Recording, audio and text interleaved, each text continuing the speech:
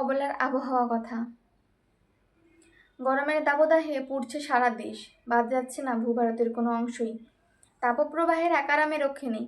সমগ্র পশ্চিমবঙ্গ জুড়ে সুগ্রীব দোসর হয়ে জুড়েছে জলীয় বাষ্পজনিত আর্দ্রতা। সর্বোচ্চ গড় তাপমাত্রা মোটের ওপর 38 ডিগ্রি সেলসিয়াসের কাছাকাছি থাকলেও মাত্রা ছাড়া হয়েছে আর্দ্রতাজনিত অস্বস্তি। সাময়িক এলাকাভিত্তিক ঝড় বৃষ্টি তার সঙ্গে পাল্লা দিতে পারছে না কোনো মতেই। আলিপুর আবহাওয়া দপ্তর সূত্রে খবর, বিহার থেকে অন্ধ্রপ্রদেশ পর্যন্ত একটি ঘূর্ণাবর্ত সৃষ্টি হয়েছে। একটি নিম্নচাপ অক্ষরেখা প্রচুর পরিমাণে জলীয় বাষ্প টেনে আনছে, যার প্রভাব পড়েছে বঙ্গেও। দক্ষিণবঙ্গ বাদ গেলেও উত্তরবঙ্গ, বিশেষ করে তরাই ডুয়ার্স অঞ্চলে ঝড় বৃষ্টি হচ্ছে। আর আর্দ্রতার বাড়বাড়ন্ত মাত্রা ছাড়া হয়েছে দক্ষিণবঙ্গে। গরমের সঙ্গে ঘেমে নিয়ে একসার হচ্ছে বঙ্গবাসী।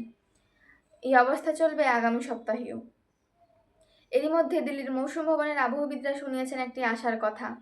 উত্তর ও মধ্য ভারতের একটি বিশাল অংশ জুড়ে একটি প্রকাণ্ড মেঘস্তম্ভ তৈরি হয়েছে, যা বর্ষার আগমনের ইঙ্গিত দিচ্ছে।